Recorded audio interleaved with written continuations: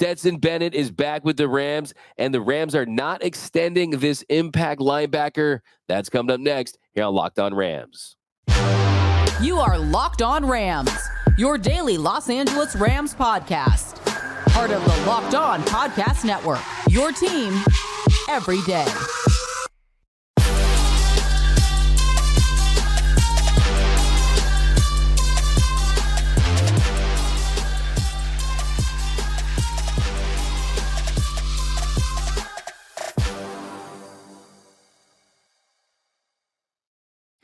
What is up, Ramley, and welcome to another episode of Locked On Rams, your daily podcast covering your Los Angeles Rams, free and available wherever you get your podcasts. Locked On Rams, part of Locked On Podcast Network, your team every day. We're also available over on YouTube, so if you haven't yet, do us a huge favor, check us out on YouTube, hit that subscribe button, hit that notification bell, hit that like button, and drop your takes down below. What are your thoughts on the Rams continuing to support Stetson Bennett and give him another chance? So let us know down below. Should they offer Ernest Jones an extension? Should they draft a kicker high in the draft? Let us know down below. My name is Doug McCain. You can follow me on X and Instagram at DMac_LA. I've been covering LA sports for over a decade, 24/7 sports.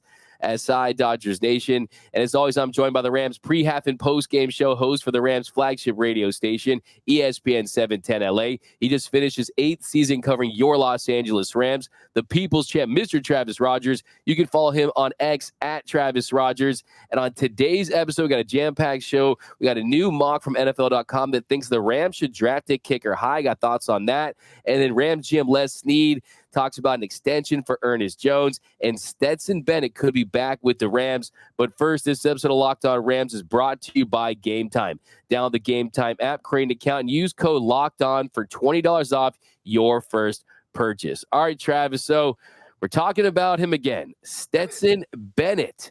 Stetson Bennett could be back with the Rams. The Rams GM Les Sneed, he said that Stetson Bennett is working out in Dallas, and the plan is to have him participate in the team's offseason workouts. This is from the LA Times' Gary Klein. So it looks like they're not giving up on Stetson Bennett, something that has come to a surprise to Rams fans, Rams analysts, and it looks like they want to say maybe he can provide some value. We'll see. I'm skeptical. I think that the way that it went down last year, I think kind of lets you know where they are. The fact that they went out and signed Jimmy Garoppolo to the deal that they did to be their backup quarterback, I think speaks to where they are on Stetson Bennett. This could be one of these, we're not going to cut bait on a guy that is going through something. No one's really been entirely forthcoming on what it is, nor is it, I guess, any of our business. It's a private matter to a certain degree, I guess. So we're only left to kind of wonder what's going on. You'd like to think that everybody deserves a second chance or a third chance or whatever this may be, but I'll believe it when I see it, D-Mac. This just does not feel like something that we're going to see Stetson Bennett become a meaningful member of this team. The Rams obviously are making alternate plans moving forward. Look, maybe he develops into a third quarterback. Maybe he develops into something somewhere where you might be able to use him or get something for him. I don't know, but seeing what the Rams did with Wentz last year, seeing what they've already done to start this season with Jimmy G, I just really don't see Stetson Bennett being. Will he be on the team when they start camp? Will he show up in August when they start working out for real? Maybe, maybe not. I don't know. I just know that I'm not holding out any hope for him being a useful member of this organization anytime soon. Yeah, and you bring up Jimmy G. So the fact that you have Garoppolo in the fold, yes, he's going to miss a couple games due to PEDs, but you're not relying on Stetson Bennett. And the ideal situation, like you said, is he comes back, finds a way to be the third quarterback, possibly. He's a practice squad quarterback, and he has his issues that are put behind him. And you mentioned what he was dealing with. The Rams have never come out and said what it was, right? We don't know exactly what it was. He was placed on the non-football illness list back in September, and he was away from the team the entire rookie season. And look, I'll be honest, I really do love the fact that the Rams are giving Stetson Bennett another opportunity to have a role for this team, to try to be that guy that he was hoping to be last season before he started experiencing some issues. And it's clearly the guy has gone through something. So hopefully he's got his mind right, his body right, and that he can find a way with this extra opportunity to make the most of it. And that's what you hope for. You hope for that for the Rams. You hope for that for Stetson Bennett. So it wasn't a wasted pick. But at the end of the day, it's not really going to hurt the Rams at all. Just the fact that, okay, he's going to be given this shot. can he make the most of it? And then you look how he performed during the preseason. He had a couple good moments early on, but as a whole, he was 36 for 62, 347 yards, 2 touchdowns, and 3 picks. And he looked a little overmatched. He looked a little undersized. But maybe the lack of performance was related to what he was dealing with, and hopefully he's gone past that and he's in a better position to have success now in his second opportunity. Well, let's go back and talk about a couple of things. Number one, the Rams benched him in a preseason game where he was supposed to play the entire game, and he played barely a portion of it before they said, no, we're not doing that. That was the last we ever saw of him. He never really resurfaced after that. And it was very weird how everybody just said, yeah, he's dealing with something, non-football related injury, like you mentioned, and we're gonna move forward, and that was kind of it. He popped up at a Georgia game at some point, and that was really the last time that we saw him in any meaningful way. I like what you said, Doug. That look, the Rams don't mess around, right? The Rams don't mess around with stuff, whatever the stuff may be. If you're not on board, if you're not part of this, if you don't absorb the culture, they're going to move on from you pretty quickly. And I don't know if that's what this was or not, but like you said, he wasn't there to figure out how the Rams do things. He wasn't there to figure out how Sean McVay does things. This is the quarterback. Okay, this is somebody that needs to be in the room and listening and absorbing. Matthew Stafford's been around this league for as long as just about anybody at this point. I would imagine he's got some insights that he could share with a young player. I would imagine that watching him go to work every day would be a pretty valuable thing for a young quarterback. And the Rams just, see you later. Let us know when you're ready to come back. And maybe he's ready to come back now. But none of this adds up to me being terribly optimistic about him coming back. Yeah, and you have to give the Rams credit for keeping him on the roster while he regrouped and got help and tried to get back in the league. And Kirby Smart, his college coach from Georgia, has spoken very highly of the workouts that he's had. So, look, ideally, if the Rams, it's pretty much as simple as this. Hopefully he looks the part and he is a third-string quarterback, makes the practice squad, or you just cut him, right? It's at this point he's found money. He's not really going to hurt you, and you also have a lot of positions you need to fill in the draft. You need to just get as many talented players as you possibly can. But having said all that, I mean, what if a Joe Milton, for example, quarterback out of Tennessee, what if he's available in the 6th round, something like that? Some guy I think has more upside, someone I think that can actually perform at the position better than a Stetson Bennett. I kind of tend to lean towards the guy that really is going to have the fresh start, especially when you have Jimmy Garoppolo already in the fold that you know is going to be that backup QB. Yeah, I don't think there's any world that exists where they're going to try to keep Stetson Bennett over something that's a better option, or to your point, maybe a more intriguing option, right? They spent a 4th-round pick on him last year. They probably overreached for it to a certain point, but it's not like this is a 1st-round draft pick that they have to make work, or even a 2nd or a 3rd round. They took a big swing. They missed. If they got to move on, and it means, to your point, whether it's a Milton or somebody else that, you know what, maybe there's something here. Let's throw something at the wall and see what it is.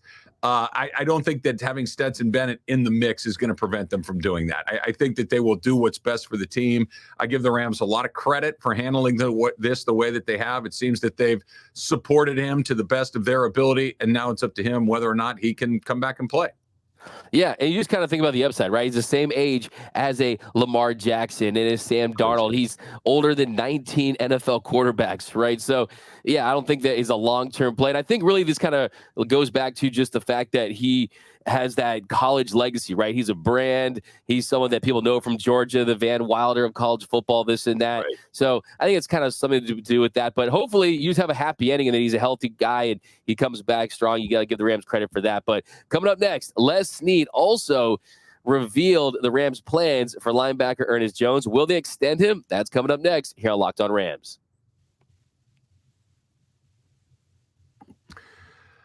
Do you wait until the last minute to get your tickets? You're always worried about not getting the best deal. You're worried about not having the right seat in the right spot. Don't sweat it anymore. Not with that Gametime app, right? You should not have to worry when you buy tickets to your next big event. Gametime.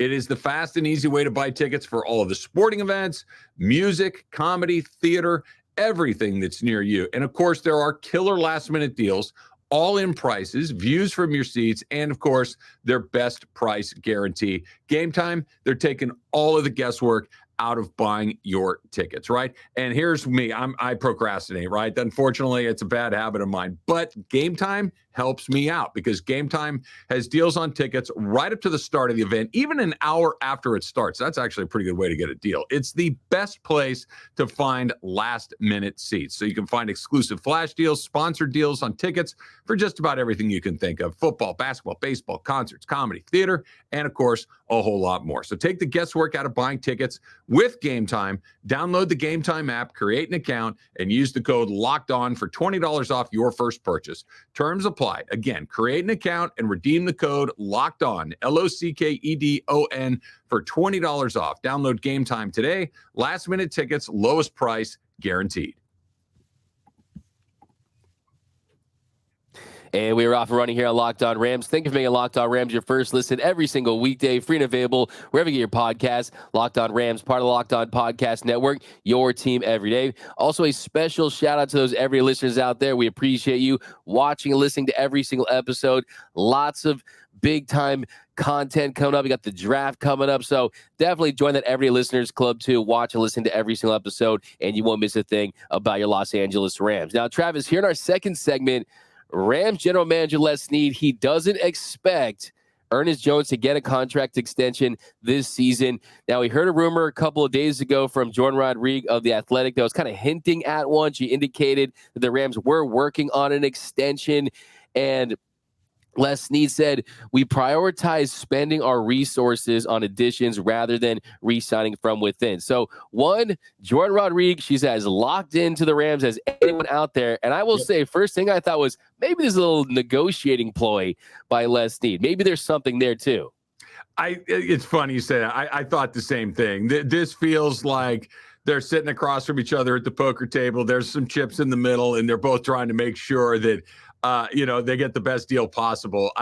The Rams need Ernest Jones. Ernest Jones is a very important part of what they're doing, especially in light of Aaron Donald no longer being a part of this. And I think that's a big part of it. And I'm sure the everydayers, maybe they're not. You know what I was going to say? I was about to say, I'm sure they're tired about hearing about Aaron Donald, but I don't think anybody's tired of hearing about Aaron Donald. Not yet, at least. But the ripples on the pond on Aaron Donald, we're just starting to get an idea of what that is, right? So if he's not here, it frees up some money. If he's not here, where does the pressure on the defense go? Does it go to Ernest Jones? Does it go to Kobe Turner? Does it go to Byron Young? Does it go to the guys in the secondary? Does Darius Williams have more pressure on him? Like, we just don't know yet. We don't know how that's going to look. So I'm sure the Rams are playing a little bit of poker. They're negotiating a little bit. And quite frankly, there's probably a bit of the unknown. Like, I don't know where to allocate a lot of this money because I don't know what my defense is going to look like because I haven't had to play with the best defensive player in the league for a decade. It's impossible to envision what that's going to look like without him until you do it a little bit. And I can't help but wonder if that's not a part of it as well. Yeah, I agree. I think that's definitely in play. I also think, too, when we look at this Rams team, they're very modernized in their approach to the positions that they allocate their resources to and where they want to spend big. And you look at that linebacker position, it's almost like a lighter version of the safety position, of the running back position, right, where guys are getting paid less at that position. You look at this offseason in free agency, Patrick Queen, he got $13.66 million from the Steelers. And you look at a top-tier linebacker, you're about $18 to $20 million.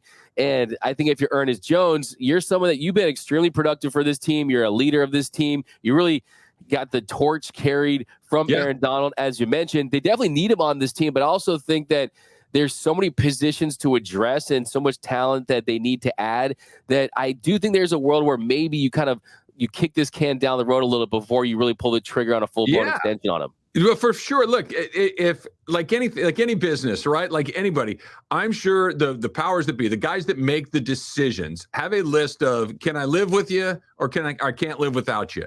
And on the I can't live without you list for the Rams, it's Sean McVay, Matthew Stafford, Puka Nacua, Cooper Kupp, Kyren Williams, Kevin Dotson, Steve Avila, there are some guys. I got to have these guys. We're nowhere without these guys. Make sure they're paid, make sure they're taken care of. And then there's I'd like to have you, but I got to think about this. And I think Ernest Jones falls into that list. And then there's look, man, good luck to you, whatever happens to you. And we know who's on those lists as well. And unfortunately for Ernest Jones, he's on that second list where let me figure out, I like you. I don't necessarily love you. I want to keep you. If there's a way that we can work out a deal that works out for both of us, great. But I got to wait for a second. I don't have to move heaven and earth to make sure that you're happy. With Aaron Donald, he needed it. He got it. With Matthew Stafford, he needs it. He gets it. With Ernest Jones, he wants it. We'll get back to you. That's just the way that it goes at the position and with that player. Yeah, there's a couple of things for me. One, he's extremely productive. 145 tackles. Good. 4.5 sacks, 14 tackles for loss, 6 pass defense, and 6 QB hits. He is extremely productive. Having said that, though, who remembers the Corey Littleton situation when they let him walk, right? Sometimes you're in a position where you're not having to extend guys and it doesn't leave you in a worse spot. You don't have to go out there and rush to an extension for every single player. I think for Ernest Jones, I want to see him as a career Ram. I really do, because of his age. He's someone who worked from a part-time linebacker to a full-time linebacker. He's continued to mature and grow and improve every single year. But I do think that with Les Sneed, if you want to maybe place a little criticism on him on certain things, that he kind of jumps the gun on these extensions. So I kind of want to see a little more of a measured approach here. That's why I like what I'm seeing. Yeah, look, it's a new era on defense. It has to be. They have to go about it differently. That before, you knew everything was kind of going to be okay with Aaron Donald. And I'm with you, D-Mac. I think Ernest Jones is a nice player. Everybody that I've talked to inside the Rams really likes Ernest Jones, thinks that he's important to what they do. But this is a redo. This is a start from scratch when Aaron Donald is no longer there. And he might be one of the first people that you need to kind of rebuild around. But if you don't have to extend him right now, you don't have to extend him right now. Let's wait and see what this looks like. Maybe that puts hard feelings in somebody's heart. But I think with a player like that, they're willing to risk that. Or, look, they come with it later. They come with it, maybe there's a little extra on top of it and everybody feels good about it. This does not feel like something that's going to make this team spiral out of control. It's just one of those, it's football. It's a negotiation. Both sides want to make the deal that's best for them. And I think they'll get something done eventually. But if I'm Ernest Jones, you don't have a gun to their head at this point. They get to make this decision. Yeah, for sure. And like we talk about the top of the segment, maybe they started the negotiation and the gap was so wide that Les Sneed felt like, okay, I got to come out and just kind of establish that there's going to be no extension, or it's a negotiating ploy. Maybe they're at the car dealership and they're walking off the lot and the car salesman's chasing him down for the better offer, because I think they want Ernest Jones, but they want him at their price. Right? Yeah. At that position, they're not going to go a premium price on an Ernest Jones. And I think you also could see a linebacker drafted in this draft too. So be on the lookout for that. And speaking of the draft, the kicker position, we got to talk about that. Feels like we talked about a lot this offseason, but could the Rams draft a kicker high? That's coming up next here on Locked On Rams.